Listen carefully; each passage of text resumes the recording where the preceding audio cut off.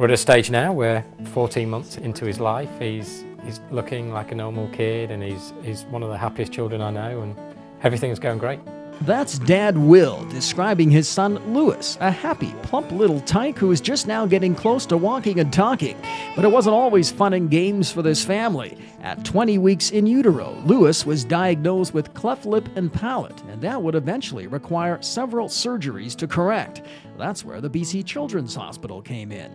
So he went down and he had a palate made for the inside of his mouth so he could feed better, and then they started the process of taping his face, which was kind of surgical tape that they attached, and it kind of pulled the cheeks together, and it also made the roof of the mouth pull together so that the surgeon had less work to do when he was 12 weeks old. He had 3 surgeries. The first surgery was to close up the top of his lip. The second surgery was to close his palate. The third surgery was to have some grommets put in his ears to help him hear better. Before the palate surgery, which stretched the right side to help form the left, little Lewis was having trouble gaining weight, and feeding was a real laborious process. It was a real struggle for him because he had no suction, as a baby would normally have, so he couldn't suck on a bottle, he could only bite down, and it took like 90 minutes for an average feed, which was stressful for him and for us, and very tiring. And he was losing weight until he got the palate in, and then it was kind of like a complete 180 on his feeding and how he was progressing. It was night and day.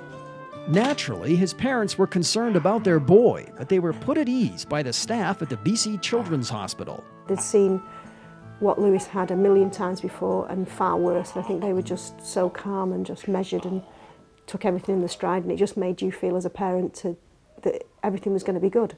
They're there to obviously look after the sick kids, but they really do a great job of looking after parents as well, so there's a lot of reassurance there. His surgeries are now complete, although the Vernon family still needs to make trips to the Lower Mainland in case this is more than just a cosmetic case.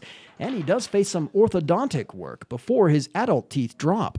Cleft palate kids, they tend to have problems with their teeth. They don't grow right, so they try to repair it as early as possible.